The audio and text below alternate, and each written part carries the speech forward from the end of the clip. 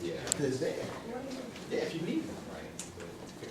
I just want to start out by saying thank you so much, all of you, for coming to the Modern America Workshop. I'm Sarah Coleman. I'm one of the co-coordinators this year, along with Eugene Hilsman and Will Schultz here in the History Department. As a matter, this is being filmed, and if any of you feel uncomfortable being in the film, there's room in the back where you won't be on the camera. Just as We have masks. Also, I'd like to thank the Center for Migration and Development, the Program in Latino Studies, and the Center for the Study of Democratic Politics for their co-sponsorship of this event. We're very excited to have Professor Dan Tichenor here. Welcome back to Princeton, and thank you for making the trek all the way from Oregon. He is the Knight Professor of Political Science and Senior Faculty Fellow at the Morse Center for Law and Politics at the University of Oregon. He's authored more than 50 journal articles and chapters, and his book, Dividing Lines, The Politics of Immigration Control in America, won APS's Kramer Award for the Best Book on Public Policy. He also received APS's Jack Walker Prize and the Mary Parker Follett Award for his work on social movements and interest groups. He was a fellow at the JFK Library for Immigration and Refugee Policy, as well as at the Brookings Institution, and he was a fellow here at the Princeton's own Center for the Study of Democratic Politics. He's testified and provided expert briefings to Congress on immigration reform and written for popular audiences in publications including The Nation. He's currently doing research on and writing on wartime presidents and civil liberties, the relationship between Johnson and the civil rights movement and Reagan and the Christian right, as well as on the politics of unauthorized immigration over time, which is what we'll be discussing today. I thought to start out, I'd quickly outline some of the main themes of this paper for those who might not have been able to fully grapple with it, and then raise a few questions that I hope will spur discussion, but the majority of, and perhaps you could respond afterwards and kind of place this work in a larger context of your overall work. And then I'd really like to dedicate most of the time to the question and answers from everyone in the room. So to begin, Professor Tichenor's paper asks readers to re-examine the history of immigration policy by taking a more longue durée approach that also seeks to explore the complexity of the politics of various policy prescriptions. By expanding the periodization of the study and unpacking the various actors and legislation involved, his paper elucidates several new theories and correctives to our current understanding of the history of unauthorized immigration. First, the paper essentially challenges one of the main themes of May Nye's work, Impossible Subjects, specifically that the 1924 Reed-Johnson Act produced illegal aliens as, quote, an impossible subject, namely a person who cannot be and a problem that cannot be solved. His paper counters that a thorough examination of the historical record of the late 19th and early 20th century instead shows that public concern about the illegal alien problem, quote unquote, emerged well before the Reed-Johnson Act. He argues, in fact, that the problem was not truly a problem, as the government was quite able to keep out or remove undesirables when they were willing to. He shows that through a buildup of the bureaucratic capacity of the exclusionary state, the state was able to keep out or expel not only Chinese and Chinese Americans during the Gilded Age, but also Jewish refugees and Mexican workers during the 1930s. Looking towards the 1970s, he suggests that in fact it is during this period that undocumented immigrants then became, quote, impossible subjects, because the will of officials changed insofar as officials perceived new dilemmas in using many of the blunt methods of the exclusionary state. Secondly, he outlines how the politics of immigration policy have been driven by four ideological traditions formed along two dimensions. One dimension based on admissions numbers, and the other dimension based on the rights of non-citizens of the United States. He calls these four traditions cosmopolitans, economic protectionists, pro-business expansionists, and cultural protectionists and border hawks. He suggests a greater weight must be given to the ways in which immigration policy prescriptions discussed in Nye's work and in other works are the result of strange bedfellow coalitions and grand bargains among supporters of these four ideological traditions. Thus, as he notes, there are always restrictive elements in those laws designed to expand immigration opportunities, as well as exclusionary elements in seemingly expansionary laws. Finally, in this paper, he pushes us to explore the role that political agency of new immigrants and supportive ethnic groups have played and continue to play in the politics of immigration policy. He suggests that in recent years, immigrant enfranchisement in competitive democratic elections come to play a key role in immigration policymaking. He traces this trend from the seed of illegal change in 1952, but notes it grew dramatically in response to the anti-immigrant populism of the 1990s. Now, to raise a few questions. First, your paper does an excellent job in complicating the ways in which we view these policy prescriptions, showing the ways in which legislation is never simply restrictive or expansionary due to the political process. I wonder whether some of that complicating energy could be put towards some of the non-governmental or civil society groups addressed in the paper, especially labor unions and civil rights groups, who appear in a somewhat homogeneous fashion in the paper. As we know, in the 1930s, the AFL was not the CIO, and the NAACP of the 1970s was not the NAACP of the 1990s. I think in particular of Zaragoza Vargas's work on Mexican-American labor organization and its connection to civil rights organization in this area. To draw out these complexities within the organizations themselves and over time might further illustrate the fact that these are four durable traditions in your story are ideological and not strict political coalitions as their membership ebbs and flows over time. One of your footnotes indicates a forthcoming article on organized labor that will delve more deeply into this, I believe, and I'm looking forward to it. Second, your analysis of the labor unions and politicians Maldef and La Raza in the 1970s raised an interest in knowing more about the Mexican-American organizations in the earlier part of your story.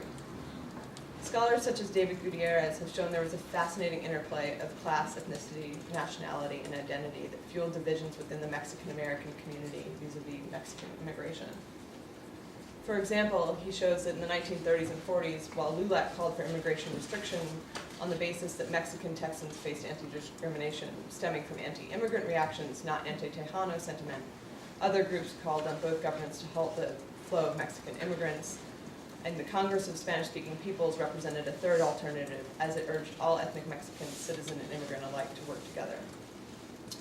I wonder how that side of things might play in the stateside story you present in the first half of the 20th century, and whether it might affect the seeming, quote, dormancy of immigrant electoral clout up through the mid-1990s. Third, and this might give me away as a student of Julian's, but I was hoping you might elaborate a bit more on the ways in which some of the institutional changes occurring during the time period might have impacted the Faustian bargains you mentioned. As you note in Dividing Lines, with the new reforms of the Legislative Free Organization Act of 1970, committee chairmen had largely been stripped of their power, and instead greater power lay in the hands of the party leadership and the rank-and-file members of the parties. And you discuss how it influenced legislation like the 1986 Immigration Reform Control Act. I sort of wonder how these institutional changes influence some of the other Faustian bargains you're mentioning in these papers. Did institutional changes more recently, like the increasing use of 60-vote cloture motions, or even greater power resting in the caucus in the 1990s and the Gingrich era, impact the story you're telling? In particular, I wonder whether institutional changes have made bargaining more difficult or perhaps more necessary. In that same vein, you hint in your discussion of how public opposition doomed the closed-door negotiations in 2007. To me, this suggested the further possibility that changes like the rise of the 24-hour news cycle and political cable news coverage might have influenced these conversations as well, and I'd be wondering what you thought about that. Finally, I wonder if you could tell us a bit more about the dynamic interactions that I thought I saw in the paper. You moved quite quickly from the 1952 naturalization change to Prop 187. Is there any way that readers might see the Faustian bargains of the 1970s and 80s, made when you argue immigration became increasingly impossible, as tightly interrelated with the transformative shift in national policymaking from insulated client politics to popular engagement? Overall, though, I really enjoyed this paper, and I really look forward to hearing the thoughts from everyone else in this room. That's great. Thank you. You set the table beautifully. Want me to proceed by responding to these questions first? Because that might be... Sure, and you then... have a great agenda to dig into. Maybe the best place to start is with your first question about bringing civil society groups into it, like organized labor and civil rights. So I always hate it when people say, well, there's a stealth paper or stealth work that's not in here. But in this case, it is true that actually my colleague Janice Fine, who's here, and I are doing a bigger project called Movement Wrestling, where we spend a lot of time raising problems for Vernon Briggs and others who say that the relationship between immigration and organized labor over time is a zero-sum game. That in fact, labor has always struggled with whether to take a restrictionist position or a more welcoming position to immigrants. On the one hand, the new immigrants are already recruits, and having a more universal approach also tends to gel well with labor unions, kind of more broader ethos and so forth. But on the restrictionist side, there's the practical issue of how do you protect wages, provide for certain working conditions if you have porous borders. So on the story about, I think it's a great suggestion to think more about David Gutierrez and LULAC and some of the more complicated positions taken earlier among Latino groups. What is striking to me that kind of gels with that is, you guys ever read Peter Scarry's Mexican Americans? It was an LA Times book award and so forth. Peter and I disagree on lots of things, but one of the things Peter always seizes on is that, let's say in the contemporary period, Latinos have, it's basically variegated opinion when it comes to undocumented immigration. But the problem Peter has is then making the connection about results when Latinos are, fifth, fourth, third, second, are being interviewed about it, as opposed to political mobilization and real action, in which, the other research being done shows that, in fact, if the older stock Latino immigrants view their group as being threatened, think Arizona SB 1070, then they'll actually vote much more cohesively. Institutional changes, well, that's up my alley, so it's a great question. And I could probably be, particularly for the more recent periods, you're absolutely right, I could be much more explicit about it. But let me throw out two things that kind of speak to this, and you can push me further to tease out more. But just focusing on Congress, for instance, and in earlier work I spent a long time talking about how shifts in kind of the structure of Congress, progressive era, but also more broadly, faith in scientific government, had certain repercussions that were different than the 19th century for immigration policy. Fast forward to the 50s, and as you said, invoking the Subcommittee Bill of Rights and so forth in the 70s, that there's an evolution there. So if I were going to pick two things really quickly, for more recently, I would emphasize first congressional redistricting as really critical. And I see some of the folks who were in Professor Tellis's seminar who I talked with today. So we were kind of discussing this. What really stands out is, so where are we right now, right? All of a sudden, you have this come to Jesus moment for Republican leaders after the election. They didn't quite get it last time when they lost 2/3 of Latino vote. So now 71% of the vote has all of a sudden, galvanized Republicans to say, yes, we'll do earned citizenship and so forth. But the House is still incredibly problematic with regard to the Republicans. And a lot of it comes down, I think the poster child of this is Stephen King, not the horror author, the real life horror, no, that's what you mean. But King is from a very conservative district in Iowa. He says extremely offensive things to stir up his constituency on this issue. He is adamantly opposed to earned citizenship. He favors mass deportation, and so he's very extreme. And he's said things like, we need to have along the Mexican border what we do in Iowa when it comes to steers, electrified fences and stuff. Well, so you'd wonder, post-election, if you listen to what most of the Republican leadership is saying, is how can this guy be the point man in the House for the immigration subcommittee? He's the chair, Republican, and I think there's a redistricting story.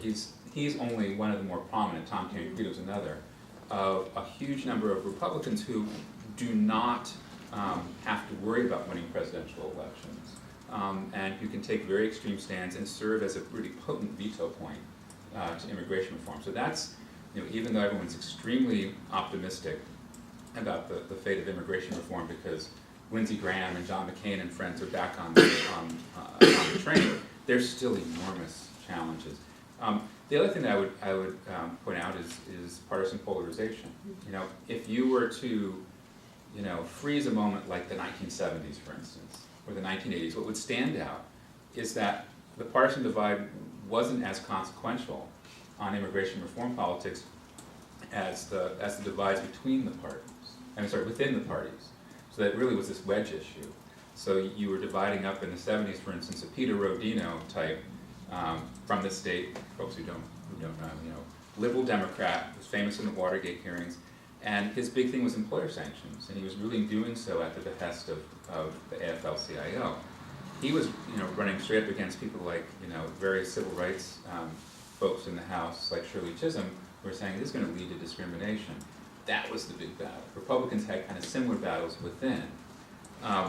Fast forward, right, to the Rush Limbaugh era, the 2000s and 2010s, and what's striking is, if you look at the two platforms of the parties. I mean, the 2000 election was really striking because when George Bush was having his ascendancy in those primaries, one of the things he emphasized over and over again is he used this phrase where he said, I was against Prop 187 when the rest of them were for it.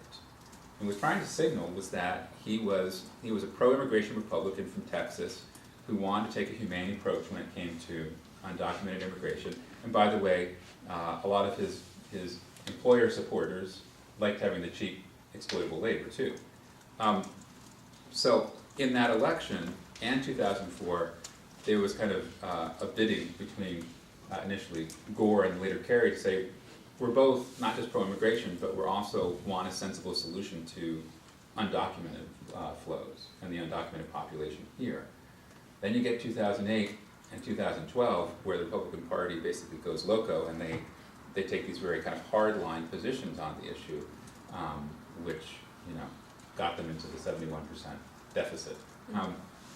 But so I think there's a polarization story there that's really profound. So I can keep it. I mean, another obvious institutional part of this, more historically situated, is what I try to emphasize about the exclusionary state, which is that you have a very weak, inept bureaucracy patrolling the borders, and a very icily efficient one when it came to overseas immigration, and I would argue largely by design. So that's a conversation we can have a little bit later. Guilty as charged, jumping from 50s and 60s to Prop 187. I was trying to shoehorn a lot into. I was worried about my faithful, kind readers here about. I think how long was this thing? I think the original monster was like 70 pages, and I was trying to be really good by getting it down to like 60 or whatever. But you have I think it's a really interesting question you're raising, Sarah, about. So the way that I play out kind of the emergent patterns is that for a significant period of time, Gary Freeman, those who don't know Gary, is one of the deans of immigration studies and political science, and he has an argument applying James Q. Wilson of client politics, where he says the reason countries like the US and also European countries have robust immigration even when public opinion for decades has favored more restricted numbers is because basically it's an insulated policy process. Political elites are going to cater to employer groups and to certain ethnic groups, and the broader public that's opposed might be opposed, but the issue isn't salient enough for them to put it as their one or two priority when they vote. So part of my story is what happens from the 1990s onward, where here comes in your questions about the role of television and talk radio and so, but that the issue explodes in terms of being a populist one. First in California, and then nationwide.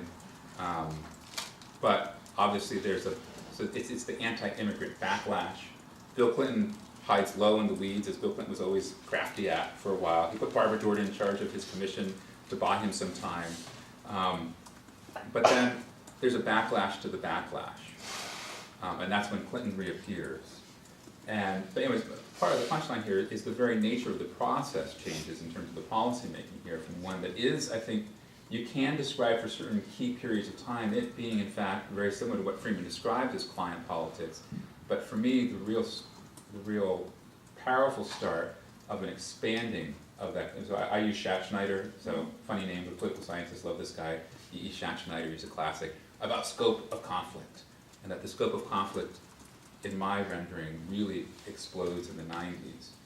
And so what we've seen really is then draws out from that.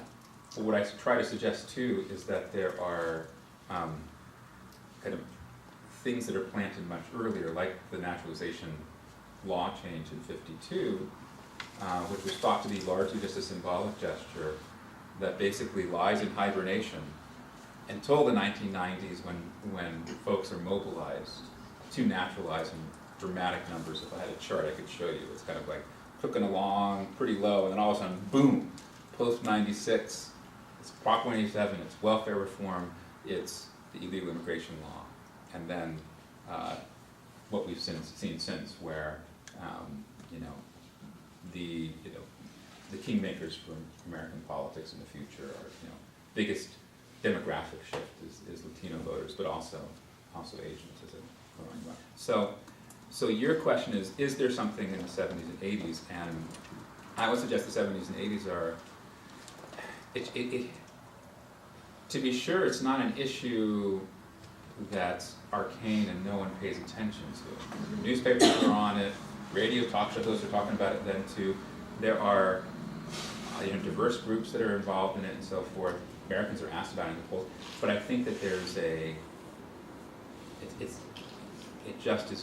doesn't come anywhere near the threshold of engagement in terms of the popular politics. And it really doesn't enter into the elections.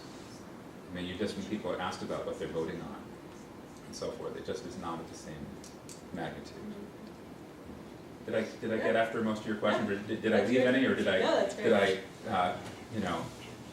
do a soft shoe on anything that you want to kind of push me harder on? No, I think maybe we should open it up. Questions? So can I ask you guys a question, since as you're debate, thinking about questions or whatever, which is, so how many of you are historians? Okay, so how heretical am I with May 9? I obviously have these 3 points I want to make, right? I want to say first, it's not that undocumented immigration and the illegal alien doesn't start as an impossible problem, it becomes so. So that for a huge chunk of the history, actually most of the history she's talking about, from the 20s up through, at least through the 1950s, if not, that there's 2 parts. You captured one part of it, which is that this exclusionary state that we have is very capable of engaging in kind of very coarse removal or denial of entry, but it's a blunt club. It's not like it's done with precision, but it shows it's perfectly happy to engage in mass deportation with no apologies. The second part of that, which actually fuses very well with the segregationist Jim Crow state we have, is that, for other part of the quote is that the undocumented immigrant, illegal alien is someone who can't be. And I'm suggesting for a long period, the state was very comfortable with those individuals being within our society as second class, not even second class folks. So, I mean, that's one key thing that I quarrel with her. The other one that is I quarrel with her that she doesn't really, I feel like she treats, so I want you guys to argue with me because I want to make sure I'm giving May Nai justice. And this is a powerful, important, magisterial work that gets I don't want to be overly simplistic in criticisms here. But my sense of her treatment of the undocumented immigrant and immigrants writ large is they're very static in her account. They're victims. And I'm looking for the agency, something that kind of problematizes that more. And then the final thing I'll throw out is, and here I just think it's an interesting difference between maybe political scientists and historians, which is I don't have a sense that she really gets very well the political dynamics involved. So it's not just that there are these coalitions and that one of the things that happens from the strange bedfellow politics are Faustian bargains. So that's where you get, restrictive elements to laws that seem like they're liberalizing and openings for immigration laws that we think are simply restrictionist. But the other part of that, to me, is understanding the political struggle of the reformers understanding what trade-offs they may or may not have to make to actually achieve the reform.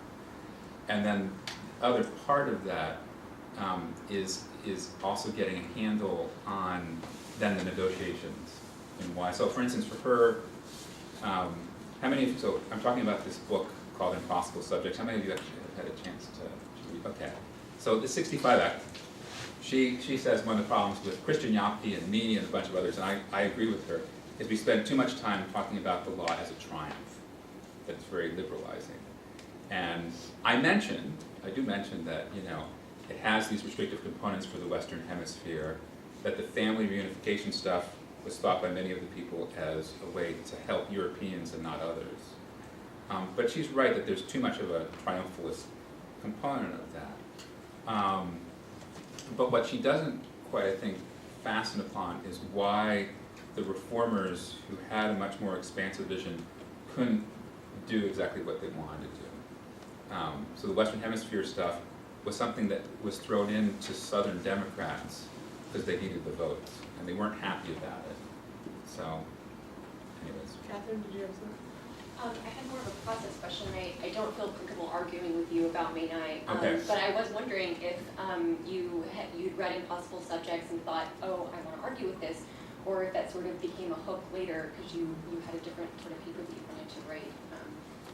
Yeah, no, that's a great question. So in terms of, yeah, so my evolution, so my first reaction was that I thought that I liked the case studies a lot, and that I thought case studies that political scientists might kind of quickly assume were more peripheral, how central they are, and that I did think there was a lot of really profound things. I walked away actually excited by a lot of things I read.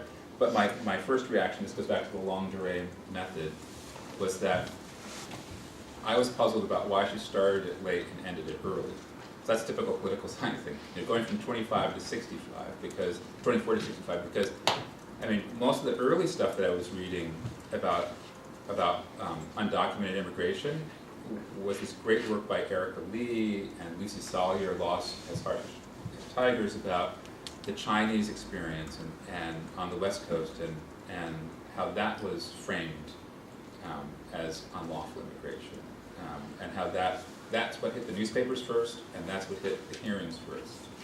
Now, I'm sorry to repeat for people who were in the teleseminar earlier today, but you know, when I first started with this, I was kind of asking really basic questions about when did illegal immigration appear first as a so-called problem, and why and so forth. And so I was going through all the congressional hearings to see when it first appeared. Thank goodness for historical electronic newspaper databases and stuff, because I could cull through those. And what was really interesting is the first big blip of when it appears was in the 1890s, and it was the story I was telling before, but it was describing basically Mexican workers coming across the California border who were all entering without inspection and were technically under the law undocumented. But the articles were all emphasizing the fact that there were 2 or 3 Chinese who were wearing sombreros who were trying to sneak in with them. So you can see they're thinking about a specific group in terms of the so-called problem. And then the next time there's a real big blip in both congressional oversight and in terms of media coverage was around German immigrants who were coming across the northern border during World War I. We were worried about espionage. So anyways, I don't want to get too long-winded about this. So, and I was wondering about, well, what about post-65? So I started with kind of a bookends question with it. And then I have to give credit to Roger Waldinger, who I thought really did, kind of a thoughtful critique where he was really unpacking. There were things that I found that I thought, wow, if you're going to cover as much ground as her, obviously there's going to be issues, but, I was surprised that she thought organized labor was sort of an afterthought, that she kind of says that they weren't very active on this issue from 24 to 65. And to me, one of the real game changers when it came to the 65 law and dismantling national origins quotas was that the CIO, from their creation onward, was challenging a lot of the kind of purist restrictionist positions of the AFL, And then when they merge, they then come on board. So anyways, so all that sort of led to that evolution. I still really admire the book in lots of ways, but Dan? yeah. Did I answer your question? Yes. Okay. This isn't my field, but since you asked for a little pushback from the historians, I think maybe one way to do it might be this. I think historians are not very good about thinking about legislation as merely as full of compromise, that is to say, of these completely illogical elements, as political scientists are. We somehow want to see the ongoing movement of something or other over time. And bills that are as illogical as almost all bills are a real problem. And so I think historians don't often take as seriously the ways in which they contain their own undercutting elements. And so I think that's a really important and interesting corrective. I was quite interested in that in your own paper. But to the larger theme that Maynard's impossible subject really pushes, I'm not sure she means that well, it's been a while since I read the book. I'm not sure she means that it's impossible to imagine an undocumented immigrant in the law. The law deals with all kinds of things. I think what she also meant, not primarily, is that the very nature of this existence in modern society is such that Americans as a whole cannot get their head around it. Mm-hmm. And therefore, it continues to be a problem no matter what you do. And I thought that fit perfectly well, what you said at the very end, that something that we thought had been managed has now come in the modern political moment, totally unmanaged all over. Mm-hmm. Mm-hmm. Okay, that's good. Two quick thoughts on it. One is that, so yes, political scientists see the compromise in all of these pieces of legislation, and I would say you have uber versions of the contradictions when it comes to immigration, precisely because you need these strange left-right coalitions. So there's certain pieces of legislation I could describe for you, right, that, yes, it has the elements because of compromise of certain bargains that are struck and contradictions, but it's fairly logical, and these major immigration laws are much more, there's a spectrum on this end of it.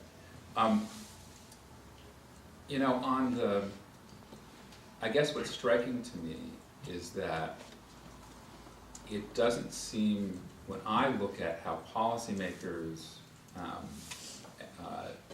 address undocumented immigration for this long swath, from late 19th century up through, and to me, one of the critical moments is I quoted in the paper of Gerald Ford's special task force where he says, basically, we're not going to do mass deportation anymore because we don't believe in the police state post-civil rights reform. And so this is where I'm still working on the research to kind of see, okay, how do the process of when does that switch take? But during most of the period that Nye's dealing with, I don't think that the issue is hard for a lot of them to wrap their heads around. It's not as nettlesome as one might think at that point, because they had a broader set of tools they were willing to use that were quite ruthless. And I mean, it could be described, I call it in the paper the lurking power of the exclusionary state, but if you could call it the menacing big wink or whatever, subtitle you want to use, where, it's very clear when the bargains are struck in 1917 with the literacy test and then the quota laws, that the restriction, the Immigration Restriction League and the New England Brahmin who wanted to restrict everything weren't going to get their way. They had to make a deal with the Southern Democrats and the Western nativists on this, and that meant making sure that you had this labor access. And it got back to, that's where to me a lot of the interesting stuff, like Brownlow says, is in the administrative details, because it is this two-tiered administrative state where there's basically very ruthless for overseas immigration and very explicit that the reason we're okay with Mexican immigration is they're returnable. So it doesn't seem like it was hard to, when there wasn't a lot of pressure to do anything, they simply were happy to exploit these workers. And so there was, Mexican Americans they were citizens, They were legal permanent residents and they were undocumented, and they had gradations of membership. And the segregationist state was okay with that. And when push came to shove, Great Depression, we can live out Garner's charge to make them returnable. So. So I'm also coming from another field outside of history. I'm in the politics department. But I was wondering if you could talk a little bit about sort of the implications of immigration policy on how they have structured demographics within society. So I'm thinking about if we look at immigration as being the politics, deciding the politics of belonging, of who is an American and who's not, and we look at, if we take the Asian American experience, for example, and look at how immigration policy was a factor in forming or changing the stereotype of Asian immigrants from being coolies prior to '65 to now being a model minority and still being the perpetual foreigner in society. I was wondering if you could talk a little bit more about how the immigration policies that were made by design continue to shape sort of the conversation that we have about immigration reform later on. Mm-hmm.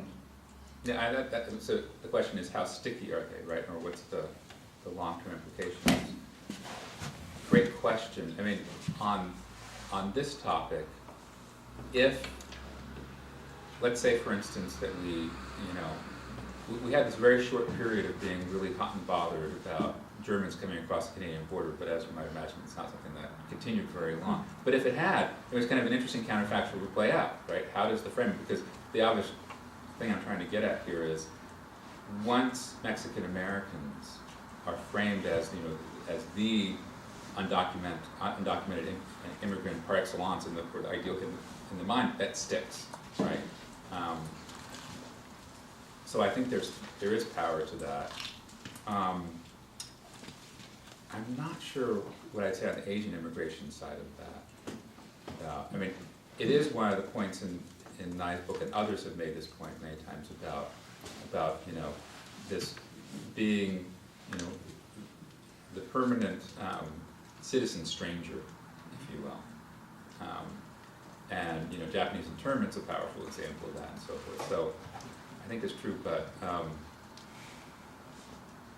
yeah, I mean, on this issue, there's no question that once Mexicans are framed as the group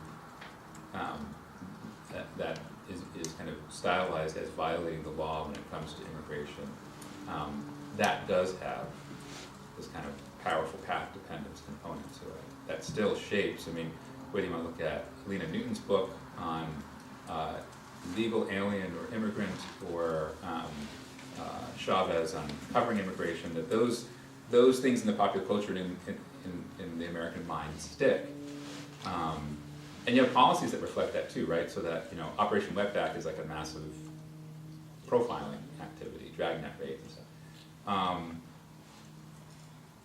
But I guess I have to think over more. I mean, did you have some thoughts on this about implications for what I'm doing here? Well, I mean, if we try to relate it back to Maynard's definition of impossible subject, and if we broaden that to look at just immigrants in general, not just undocumented immigrants, but sort of the failure of American society to negotiate the presence of perpetual foreigners, or just individuals that are othered perpetually within society, I think that maybe that could be an interesting discussion or an interesting sort of engagement with Maynard's concept of an impossible subject, and what that, how that has evolved over time as sort of our views on immigration have evolved, policy has evolved, as well as, I think most importantly now, the actors and discussants within reform have changed.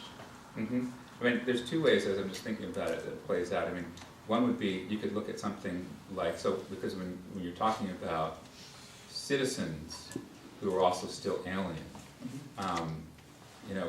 what comes to mind is something like SB 1070, right? So that, you could be fifth generation Arizonan, and because your complexion is a certain hue, you could face the same kind of, hard edge of the Sheriff Arpaio kind of approach. And so,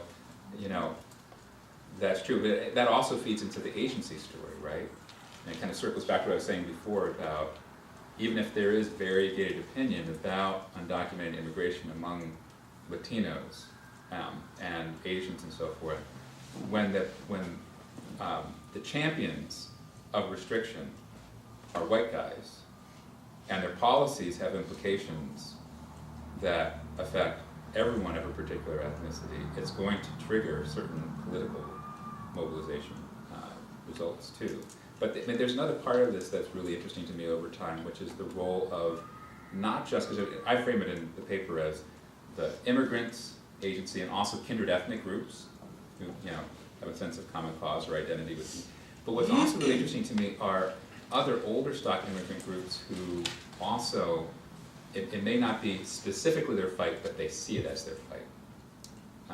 So I could think, you know, Jewish organizations and so forth, and Jewish opinion also kind of reflects, there's a lingering quality of their having been the alien citizen for so long, and the role they play now in immigration politics is a very expansive one, or liberalizing one, which is kind of interesting.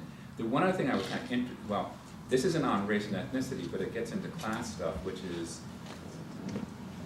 the skilled versus unskilled immigrant, and how that plays into this notion of who's deserving or not in these things, and how long that's reified. I know that's going to get into your dissertation, but it's, I mean, right now the one thing both parties can agree on, right, is we all want skilled immigrants, right? It's the big, you know, it's economic competitiveness. We should be like Canada and go after the best and brightest. But it's had a very kind of interesting ebb and flow in our history about when it's been advanced or not. And anyways, I could keep going. Yeah. If I could just make one Yeah. last follow-up question. So on your first point about how it kind of circles back to the SB 1070 example, I think that really brings into question sort of the salience of identity and what makes certain identities more salient than others. And I think that seeing how that plays out moving forward, I think would be sort of interesting to look at. And I don't know if you have views on this, because if those immigrant identities or those ethnic identities aren't made salient to the fifth generation Latino living in Arizona, then I don't see why they would sort of take up the cause to fight against the restrictionist, you know, white guys that put forward SB 1070 forward. You see what I mean? I was with you until the very last sentence. Well, Yeah. so if those I followed your logic and then I didn't understand. right, so if those identities aren't primed, so if their group isn't threatened by this restrictionist policy, then they have no sort of motivation or drive to fight against the policy. Mm-hmm. Yeah, I mean, the interesting thing, you know, here's a basic puzzle, right? When you're going into the 2012 election and you go back to the, you know, in the spring and so that, I remember asking certain Republicans, what's your thinking in terms of the bigger calculus here and so forth? I mean, isn't this really counterproductive? And their argument was that they thought that if they could do a really good job of basically decoupling a pro-legal immigration approach from the undeserving, undocumented immigrant, that would be able to be a cross-cutting cleavage that would break apart the Latino vote, so that the fifth generation, so forth, would be, you know, would not be see common interest with more recent generations. But then you have the primaries in which everyone says, yeah, I thought you have the two things from Romney. I mean, here's the counterfactual that I wonder, if he hadn't endorsed Arizona's policies in those primaries, and if he didn't say self-deportation, and instead said something nuanced, which is, of course, legal immigration is a great thing, it's, you know, built this country, and you know, we also need to make sure that we have a sense of rule of law, and we need to address it. And it's just a mess, and the Obama administration has not, even though it promised, has not been able to address the mess, and leave it as a black box, right? Make it kind of a Rorschach test. Then it gets really, you know, potentially interesting. But the bigger issue is the Republican brand is so flawed from Pete Wilson on, that being able to separate that vote is you know, fool's gold. And that's what they're trying to get over now. But as I said, with where a lot of House Republicans are, with safe seats, and they can be yahoos on it, that's not gonna be easy for the adults in the party to help it retrofit, so. I have a follow-up question too. Yeah. So I was thinking that the laws can affect how groups are perceived, whether or not they're included or excluded from the mainstream. Not only through this direct effect of saying we don't want Japanese here, and that's sending a very direct message of saying they are outside of the in group, right? But also in a more indirect way, as laws set different requirements of what kinds of Japanese can come. They can also shift the characteristics of the Japanese group. And for example, what happened after 1965 that you had a particular preference for groups with certain skills, which shifted the kinds of Asians that were coming throughout the century. So the Asians that were coming 100 years ago were mostly working class, like you described, they were working on the fields, and that sort of defined the social perceptions that were prevalent around that time, where most people thought of Chinese people as working on the fields.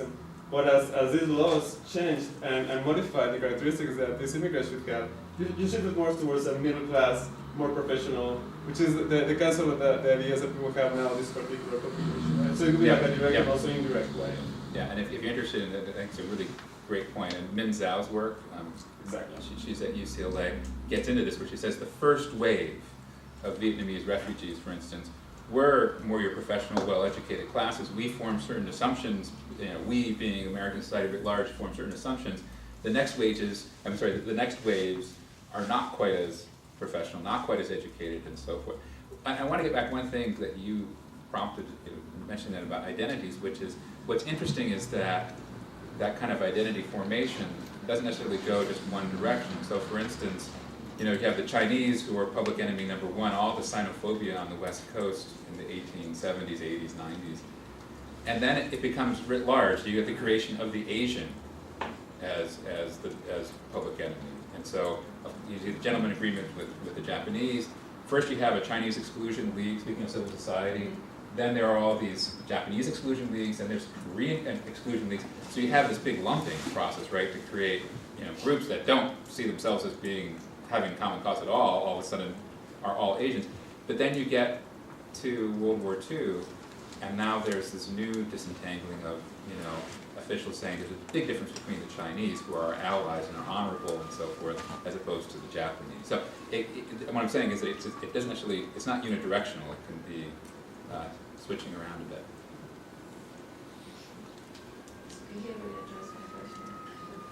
So I have a question about where the religious right would fit into this. So you have the four, like this, usually four quadrant, we have pro and against on the right and for against on the left. But the religious right, and I can't remember the name of the paper, else I would mention it, but a lot of the religious right organizations really didn't take a stance against immigration because they were feeling guilt for not, having a strong role in, Jim Crow South and a lot of the racism was going against.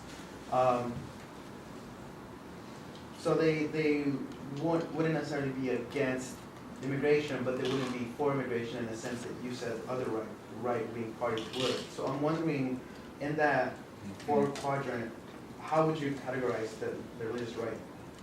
So I would say two things. It's a great question, and I love, because there's like some new research people are trying to do about where the religious right is, and it's a moving target, right? I mean, there's all kinds of fascinating stuff going on with that right now.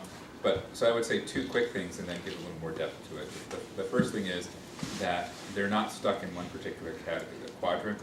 As I was saying earlier this afternoon, that if you want to do the 2x2, it actually could be a scattergram, where about where they are in those regards.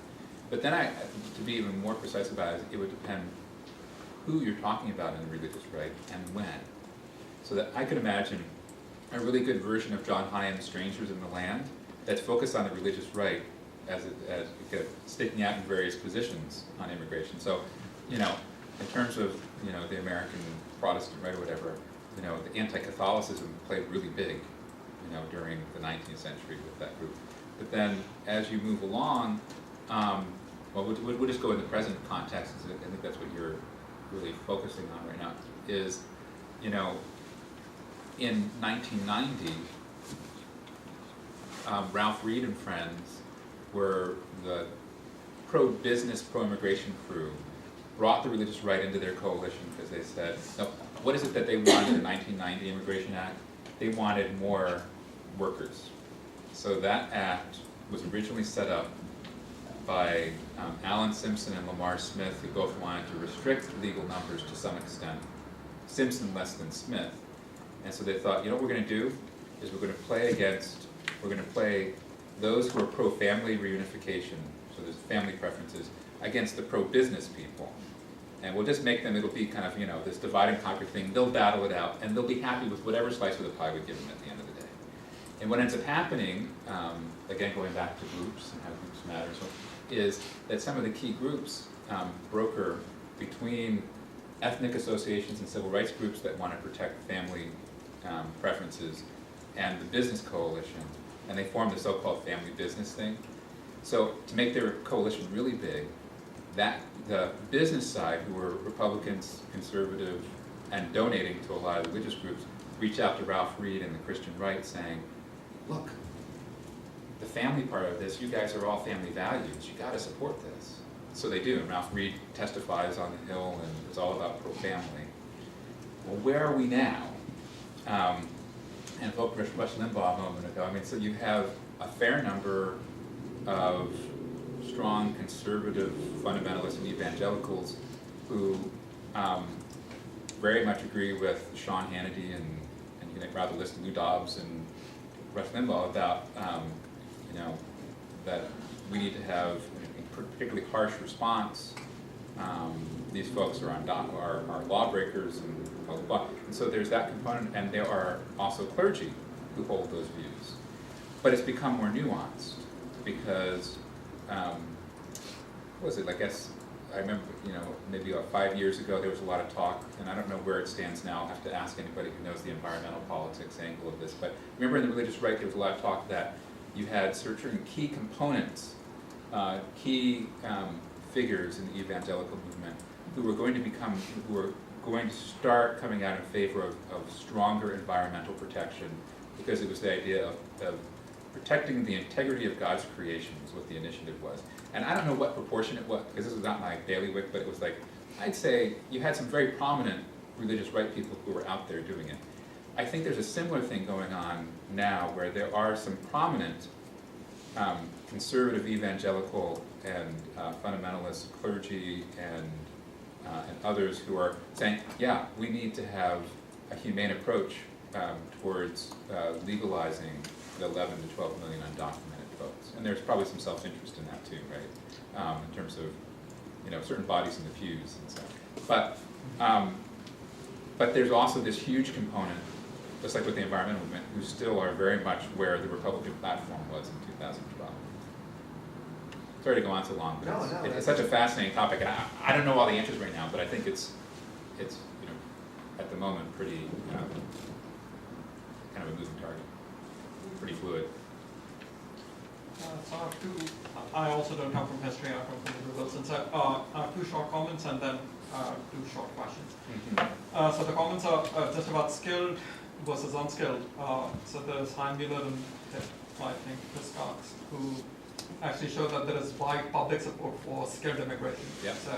So, and just in terms of what he was talking about in terms of identity and in terms of how you can be fifth generation or whatever it is, but I think Gary Segura has some evidence that maybe 1 in 3 Latinos actually know somebody who's undocumented.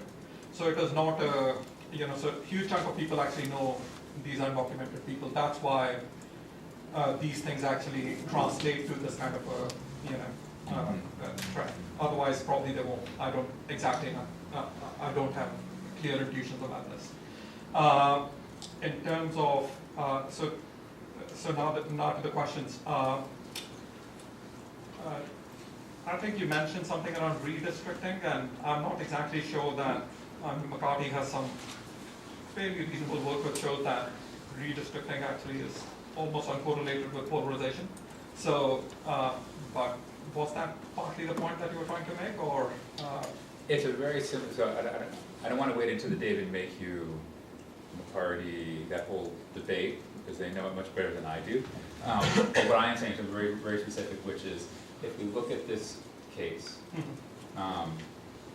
you would predict based on the results, you would predict potentially, eventually based on the results of 2008, but you definitely say it now in 2012, that the changing demography of our democracy has, obviously brought some key Republicans. When Obama came into office in 2009, the expectation was that Lindsey Graham and some other key Republican senators were going to work with him. In the transition period, Graham was already sent strong signals that he would be primaried if he did. That those further to his right on this issue would hammer him on it. So they all kind of say, we don't want to go near it. So it's like basically like a minefield. No one wants to touch the issue. So. So right now, right now what stands out is what the conventional wisdom is, now we're going to get immigration reform, because now you have McCain and, you can basically look at the group that they're, Marco Rubio and so on and so forth.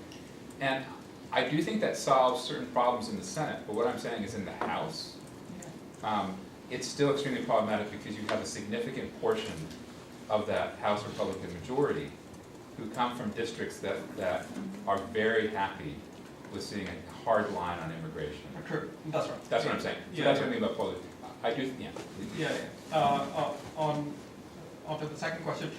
Look, I think when I think about immigration, and especially over the last 10 to 15 years or something like that, the number one thing that has happened in outside of lots of things which have happened, so a lot of stuff going on. Is globalizing media. And what that has done is, today you have ethnic news channels actually which are, and nearly all immigrant households, that's too much. I don't think I have good evidence to say that, but I have some evidence to tell you that a very large number of immigrant households actually regularly tune into some form of ethnic media. And so that has consequences, I presume, for agency, right? In terms of what kind of issues are covered, who is covered, in terms of, are Stephen King's covered in sort of, creating this kind of issue public, right, which is actually solely concerned about immigration-related issues, and how, and it also kind of speaks to how they're integrating back into the American political fabric, all right? So I don't know if you have anything to say or, but that was my, that I want to sense. Yeah, no, and I think that last point is really interesting. So both Romney and Obama appear on Univision. Yeah. And both of them spend a lot of money in advertising on that station and various Spanish-speaking radio stations. There's also outreach to Asians. And so, I mean, what's striking about it, now, in some ways you could say, there's nothing new under the sun, because during the progressive 1912 election, Taft, Wilson, and Teddy Roosevelt as the bull mooser, all had all his campaign literature that was published in foreign languages focusing on European ethnics in key cities and stuff like that. But there is something new. I mean, what you're getting at, this is potentially part of the institutional story, is kind of Austin Ramey. So poli-sci people know this guy as kind of a legend from Berkeley, and he wrote this great article. But I don't know how many people saw it, but it was about how we in our media have gone from broadcasting to narrowcasting, and you can detect from that title a familiar story I don't need to rehearse right now. But within that narrowcasting, a lot of people are focusing on, well, what Fox does if all you do is watch Fox, or you just watch NBC. But what happens when you only are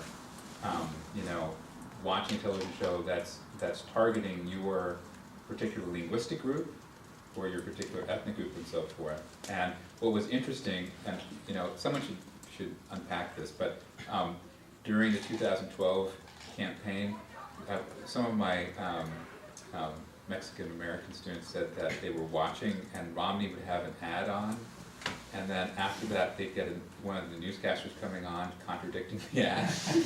So it's just kind of interesting. But yeah, I guess what strikes me, it goes back a bit to your question, Sarah, about what's going on in the 70s and 80s. It's certainly there's a lot of public attention with the issue, but in terms of why I'm saying scope is so much bigger, in the 70s and 80s there was space for those lawmakers to avoid sunlight. that they could kind of go to quieter places, come out and say as a unified group, just like, there's Paul Light wrote this book called Artful Work, which was about how you got the Social Security rescue of '86, and it was because he said they were able to kind of cobble out an agreement behind closed doors, come forward and say, here's our united front.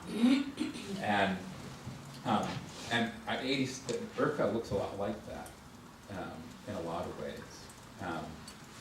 That it's really this deal that's struck behind closed doors.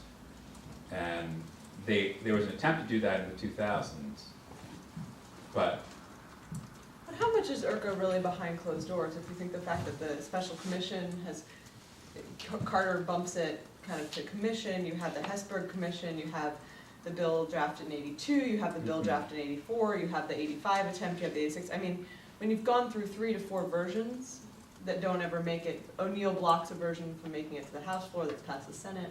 And so to be really precise about it, it's not that all of the policy, all of the crafting of different alternatives is behind closed doors. Just like Social Security, there's commissions, there's dry runs that fail. It's that the final tipping point to actually get the votes lined up, Maybe so. and the bargains that are struck, or we'll go with this version, has to happen behind closed doors. You see the distinction? Yeah.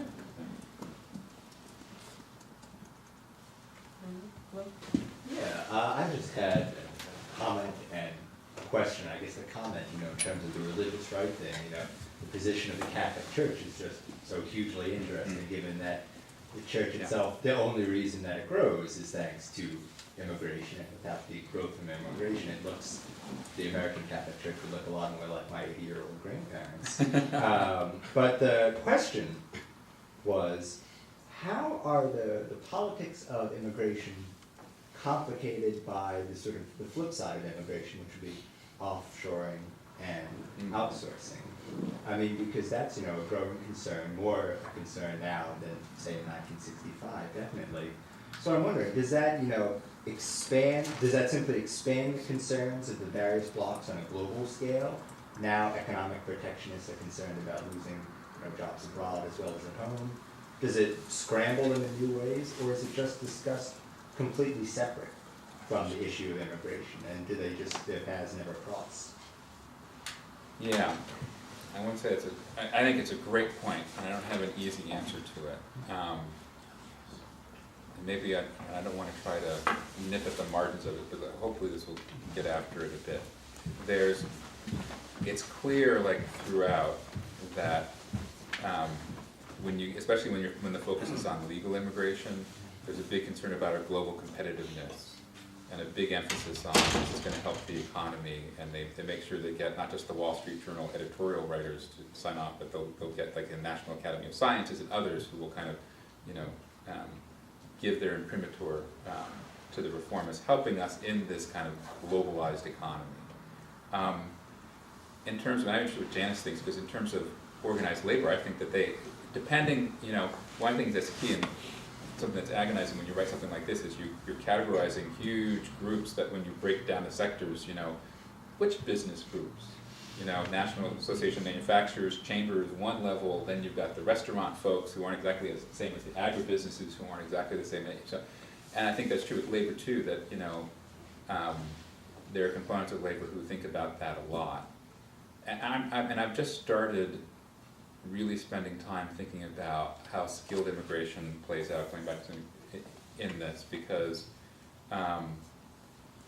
that's where, you basically, even in our most restrictionist moments, so the 1920s, there's a lot of conversation about, oh, and by the way, yes, we're concerned about national origins and this and that, but if you're skilled, that trumps everything. We're going to make room. If you're brilliant, if you're the Albert Einsteins, or if you're, a major corporate figure who can create jobs, an entrepreneur, we don't care, about the national origin stuff. You're an exception to this. And then if you fast forward to now, both Obama and Romney and both sides were all behind, making sure that we have legislation that provides for skilled immigration. And I was just at a conference where folks who, their area is these temporary worker programs, and they were saying it's almost besides the point because of the offshoring component of this. So I'm not sure I have anything profound to say as a punchline, just other than I think it's a really interesting observation. Do you have any thoughts on that? Well, I was just going to say that in one of our papers, we talked about the Department of Public Employees at the AFL-CIO.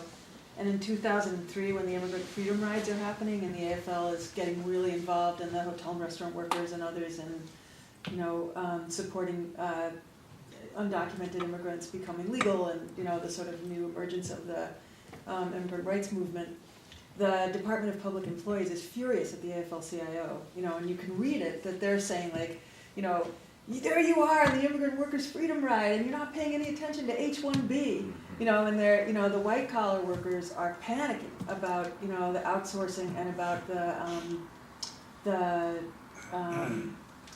rise of the H-1B visa and J-1 visas and stuff, and they're really, frustrated that they can't get, the AFL sort of, attention on this issue, and now that endures, it's a big tension, you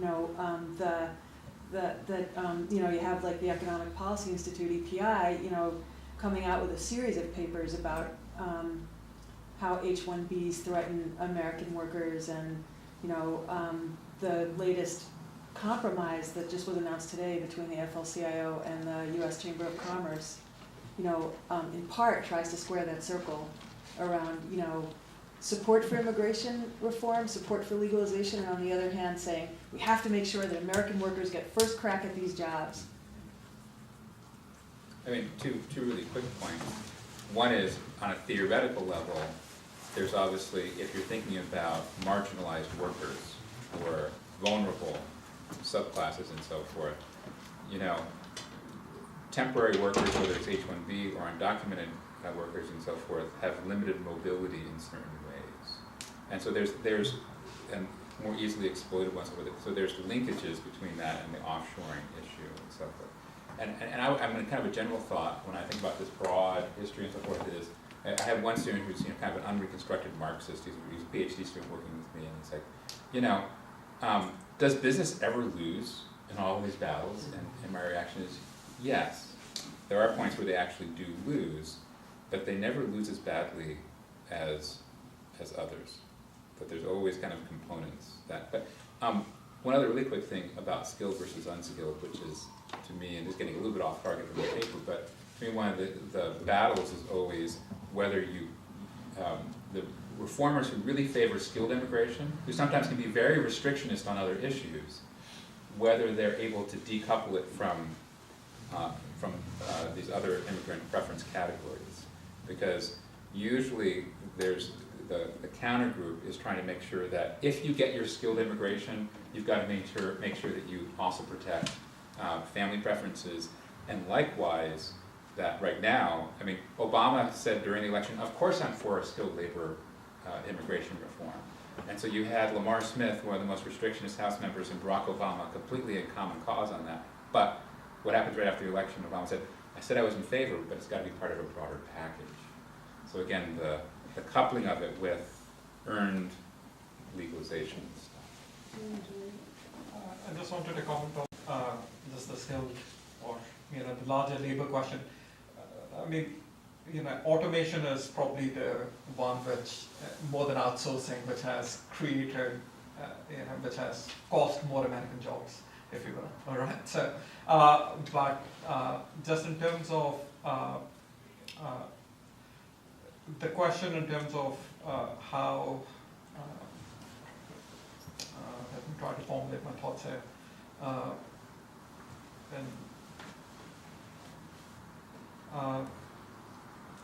So, in some sense, I think I think the problem of outsourcing actually dates back a little before. So there is actually a lot of unskilled labor that gets outsourced starting 80s.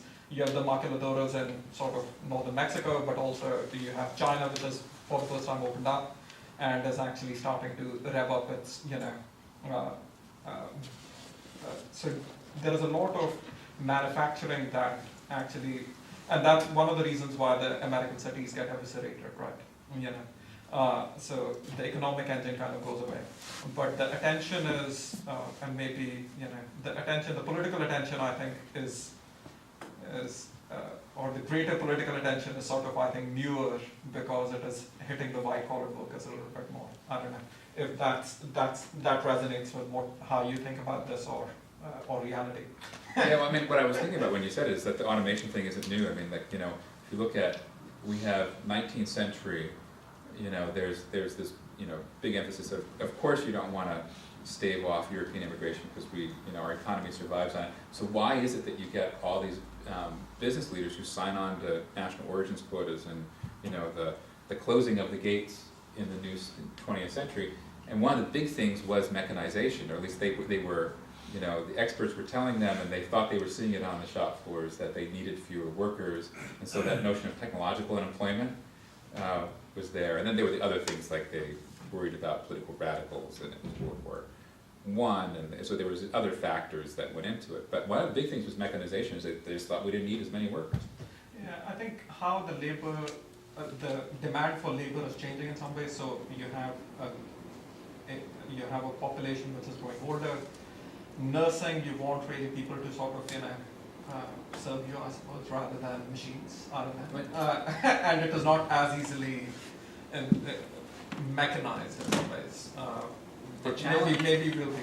I was going to say, the challenge with a lot of the skilled immigration stuff is, I think a lot of U.S. policymakers assume that if they create certain carrots for it, that it will work beautifully, when in fact the law is always kind of trailing the economic realities of that by a long shot.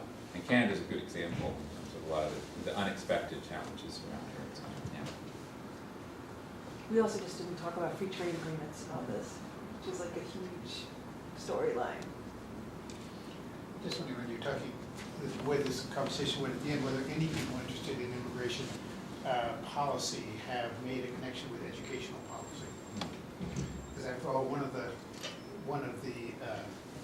ways in which this might map out is this would be a country which get all its technical workers, all its workers with college degrees from the world, because they're being produced in great numbers, and therefore with no responsibility to its underclasses here, who are less able to get into public educational systems than they were before because they're shrinking. Is there anybody mapping out a kind of dystopia? Well, I'm going to say, so the answer is absolutely yes, and it's folks from across a variety of disciplines, including folks in education schools who are doing a lot with this.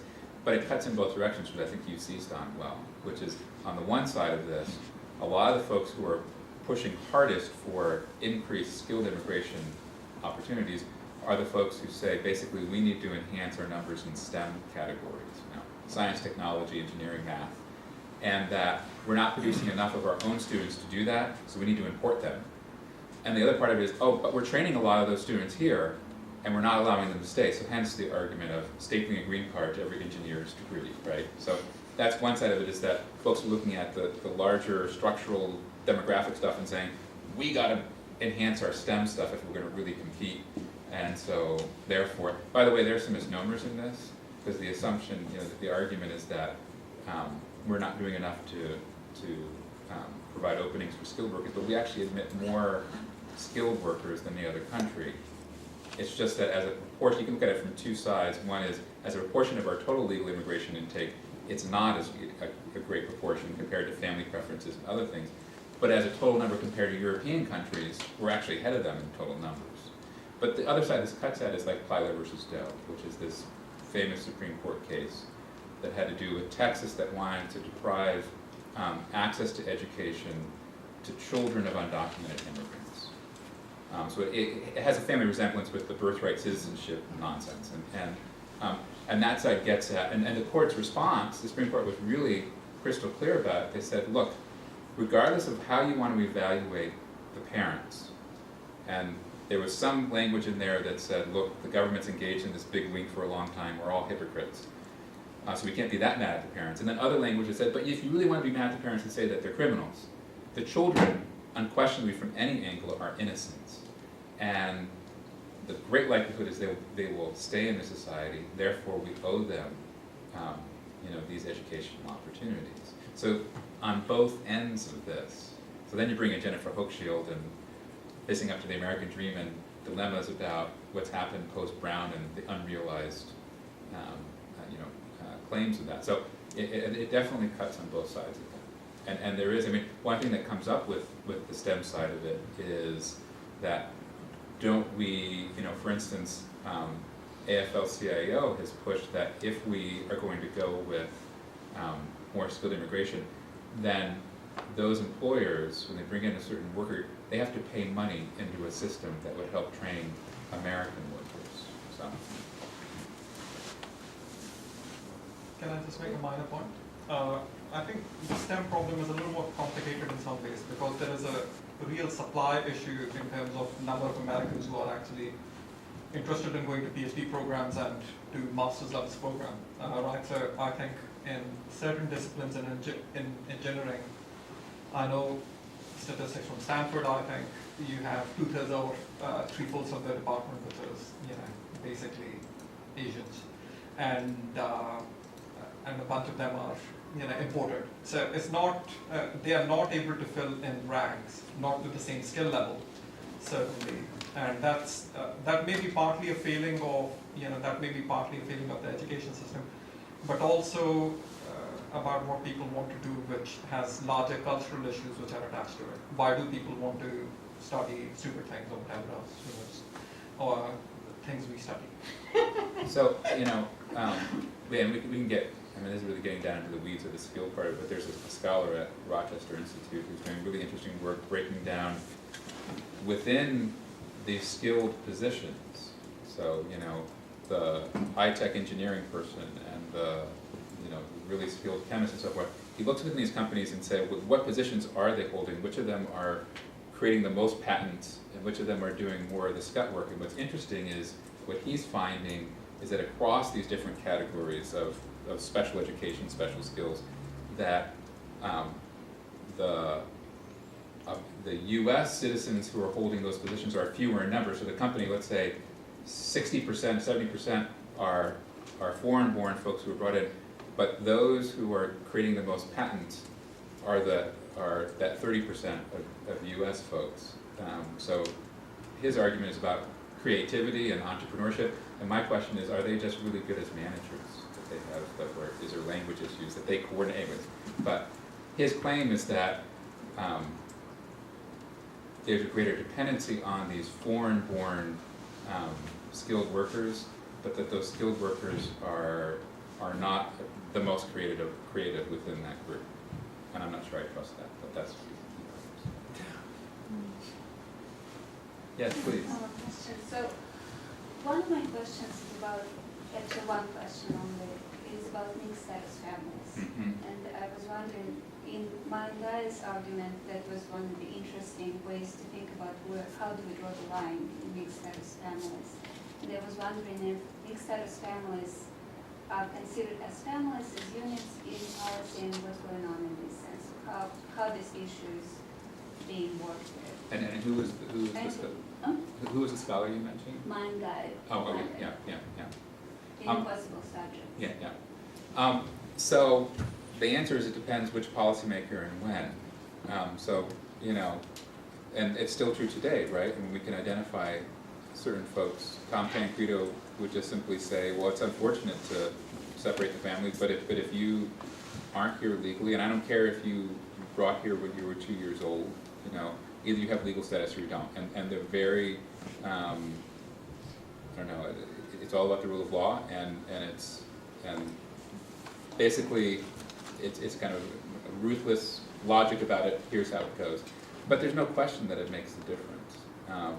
And here's where, Doug Massey's work about, what happens once we start to toughen up the border, right? We move from having circularity, having a revolving door, and so now you increasingly have families, and they're frozen here as a population as we've become more effective at regulating that border. That population grows, and it's more family. So I think, of course, it makes a difference for a significant number of policymakers. I mean, certainly, let me put it this way, certainly it helps advocates of legalization to appeal on those grounds. So I think that's something that's often raised by advocates. But I think, the policymakers who I've talked to, I think there's a significant number who say it's one of the reasons why it's untenable in their view to repeat the past in terms of kind of tough stance. But we were talking about this in an earlier seminar today. On the other hand, Barack Obama has presided over hundreds of thousands of deportations. The numbers have been really high. And I would say that's because he's trying to be Disraeli and show that he has the bona fides to be a humane reformer because he's been really tough. But we've had high numbers, and a lot of that has involved families. Including a record number of detention of U.S. citizens. Did you see the track report? Did that come out today or yesterday? That over 800 U.S. citizens have been detained by ICE in the last 6 years. Ah. And it's actually some evidence which goes back to your point about who's considered to be legitimate resident and who's considered to be out, that a lot of these deportees are Latin Americans. So yeah, if you look at the percentages, compared to the percentage of the population that they represent, they're really overrepresented as compared to other nationality groups such as Asians or Eastern Europeans. It could also be deportable. So these officials have a particular idea of who is the deportable subject, right? Who doesn't belong here. So it's SP 1070 on a national level. Right, it seems like that. Yeah.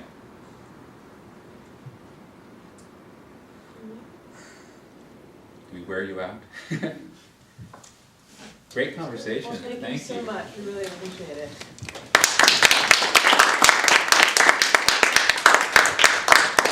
Cosmopolitans, economic protectionists, pro-business expansionists, and cultural protectionists and border hawks.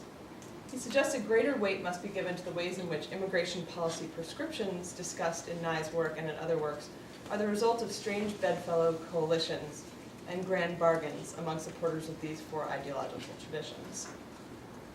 Thus, as he notes, there are always restrictive elements in those laws designed to expand immigration opportunities, as well as exclusionary elements in seemingly expansionary laws.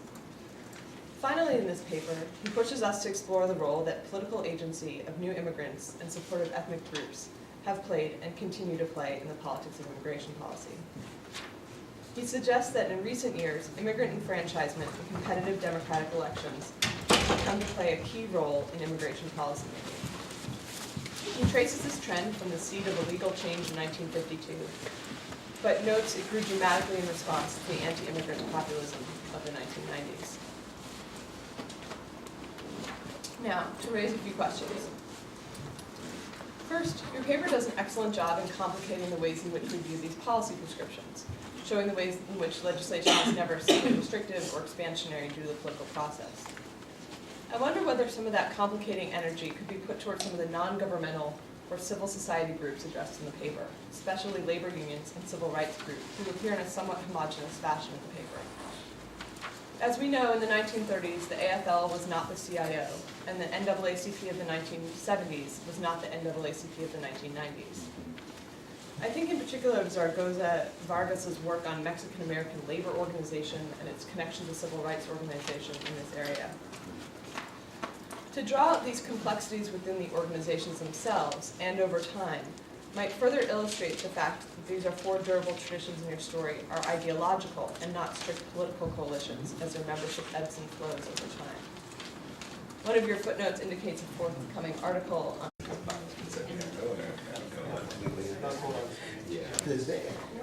If you need them, I just want to start out by saying thank you so much, all of you, for coming to the Modern America Workshop. I'm Sarah Coleman. I'm one of the co-coordinators this year, along with Eugene Hilsman and Will Schultz here in the History Department. As a matter, this is being filmed, and if any of you feel uncomfortable being in the film, there's room in the back where you won't be on the camera. Just as We have masks. Also, I'd like to thank the Center for Migration and Development, the Program in Latino Studies, and the Center for the Study of Democratic Politics for their co-sponsorship of this event.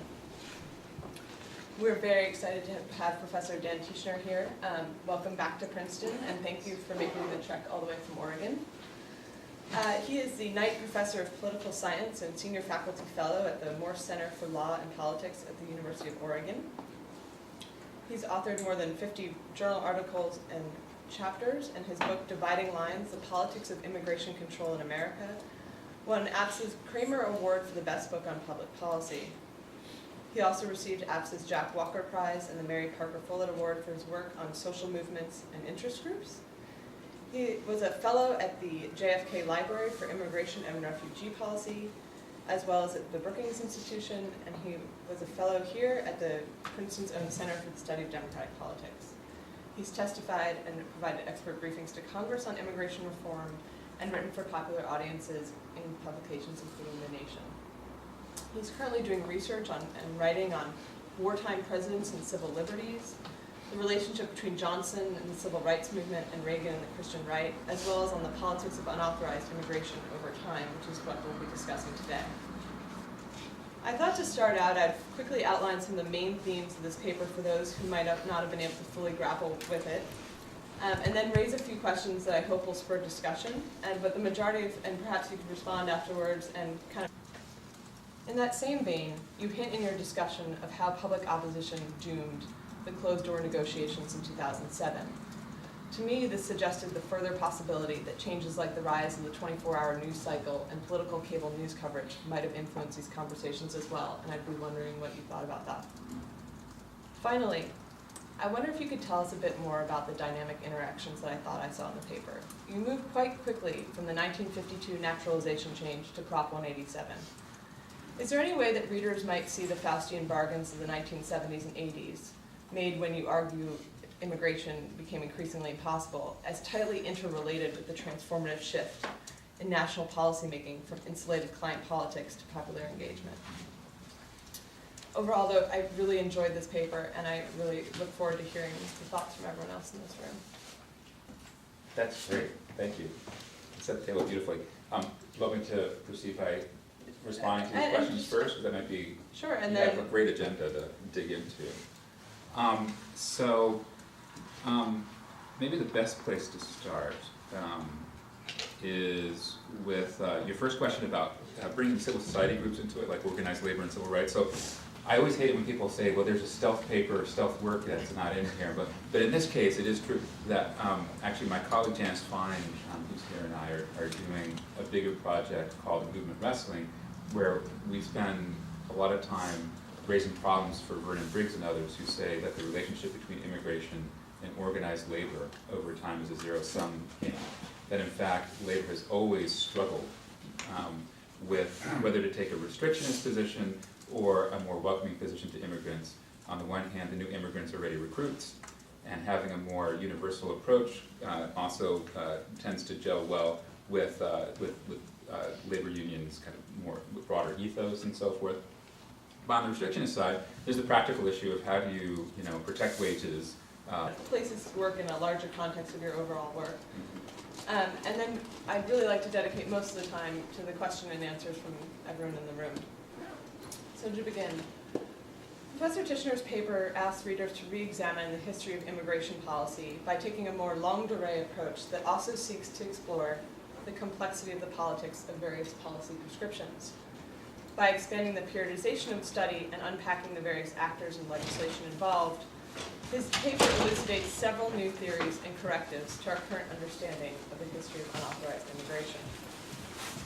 First, the paper essentially challenges one of the main themes of May Nye's work, Impossible Subjects, specifically that the 1924 Reed-Johnson Act produced illegal aliens as, quote, an impossible subject, namely a person who cannot be and a problem that cannot be solved. His paper counters that a thorough examination of the historical record of the late 19th and early 20th century instead shows that public concern about the illegal alien problem, quote unquote, emerged well before the Reed-Johnson Act. He argues, in fact, that the problem was not truly a problem, as the government was quite able to keep out or remove undesirables when they were willing to. He shows that through a buildup of the bureaucratic capacity of the exclusionary state, the state was able to keep out or expel not only Chinese and Chinese Americans during the Gilded Age, but also Jewish refugees and Mexican workers during the 1930s. Looking towards the 1970s, he suggests that in fact it is during this period that undocumented immigrants then became, quote, impossible subjects, because the will of officials changed insofar as officials perceived new dilemmas in using many of the blunt methods of the exclusionary state. Secondly, He outlines how the politics of immigration policy have been driven by 4 ideological traditions formed along 2 dimensions. One dimension based on admissions numbers, and the other dimension based on the rights of non-citizens of the United States. He calls these 4 traditions organized labor that will delve more deeply into this, I believe, and I'm looking forward to it. Second, your analysis of the labor unions and politicians Maldef and La Raza in the 1970s raised an interest in knowing more about the Mexican-American organizations in the earlier part of your story. Scholars such as David Gutierrez have shown there was a fascinating interplay of class, ethnicity, nationality, and identity that fueled divisions within the Mexican-American community vis-a-vis Mexican immigration. For example, he shows that in the 1930s and 40s, while LULAC called for immigration restriction on the basis that Mexican Texans faced anti-discrimination stemming from anti-immigrant reactions, not anti-Tejano sentiment, other groups called on both governments to halt the flow of Mexican immigrants, and the Congress of Spanish-speaking Peoples represented a third alternative, as it urged all ethnic Mexicans, citizen and immigrant alike, to work together. I wonder how that side of things might play in the stateside story you present in the first half of the 20th century, and whether it might affect the seeming, quote, dormancy of immigrant electoral clout up through the mid-1990s. Third, and this might give me away as a student of Julian's, but I was hoping you might elaborate a bit more on the ways in which some of the institutional changes occurring during the time period might have impacted the Faustian bargains you mentioned. As you note in Dividing Lines, with the new reforms of the Legislative Free Organization Act of 1970, committee chairmen had largely been stripped of their power, and instead greater power lay in the hands of the party leadership and the rank and file members of the parties. And you discuss how it influenced legislation like the 1986 Immigration Reform Control Act. I sort of wonder how these institutional changes influence some of the other Faustian bargains you're mentioning in these papers. Did institutional changes more recently, like the increasing use of 60-vote cloture motions, or even greater power resting in the caucus in the 1990s and the Gingrich era, impact the story you're telling? In particular, I wonder whether institutional changes have made bargaining more difficult or perhaps more necessary.